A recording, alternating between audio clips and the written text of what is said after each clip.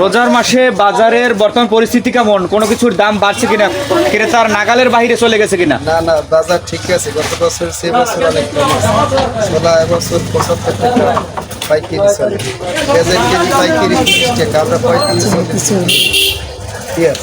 রসুন 60 টাকা হইতে 80 টাকা দেশি ছোটটা, আর বড় চায়না রসুন 200 টাকা। আর চালের দাম একটু বেশি, এই যে পোলার চাল ছোটোটার দাম বেশি, আর যে বড় যেটা বিক্রি করি ওইটা 100 টাকা আছে, 110 টাকা আছে পোলার চাল। হলুদ মরিচের দাম ঠিকই আছে, আগের দামই আছে। হলুদ হইলে যে আস্তা হলুদ 260 টাকা, আর আস্তা মরিচ 250 টাকা। গুঁড়া বিক্রি করি 300 টাকা মরিচের গুঁড়া, আর হলুদের গুঁড়া 360 টাকা। মানে কোনো অভিযোগ আছে কিনা ক্রেতার? কোনো কিছুর দাম বাড়ে না। তেল একটু শর্ট আছে, তেল বছর 160 টাকা লিটার ছিল, আর সয়াবিন 180-85 টাকা। বাজার স্টেশন আছে, আলুর বাজার কম আছে, পেঁয়াজের বাজার কমে যাচ্ছে, এই বাজার বেশি না। কোনটা কত টাকা মূল্যে বিক্রি করছেন?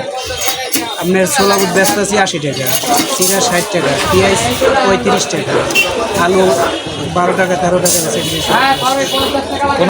তো বাজারের বর্তমান পরিস্থিতি কেমন দেখছেন? ক্রেতার নাগালের ভিতর আছে কিনা? রমজান মাসে কোনো কিছুর দাম ঊর্ধ্বগতি হয়েছে কিনা, নাকি আগের মতোই আছে? একটু বলবেন। আলহামদুলিল্লাহ সব কিছুর দাম মোটামুটি স্থিতিশীল আছে, কোনো বাড়তি কোনো তেমন একটা নাই, কমের দিকেই, বাড়তি না, ভালো। তো আমদানি রপ্তানি কেমন? ভালো, সর্বদিকে সবই ঠিক আছে, কোনোটাই কোনো সমস্যা হয় না এখন পর্যন্ত, আগের মতোই আছে। কোনটা কত টাকা কি মূল্যে বিক্রি হচ্ছে? আমি পণ্যের নাম না বললে তো আমি কি এই যে বলবো? পেঁয়াজ, ডাইল, আলু, পেঁয়াজ রসুন 30 থেকে 32 টাকা আস্তা বস্তা মূল্যে বিক্রি হয়, পাইকারি 35 টাকা খুচরো বিক্রি হয়। আলু বিক্রি 11 টাকা থেকে 14 টাকা খুচরা পাইকারি, এরকম।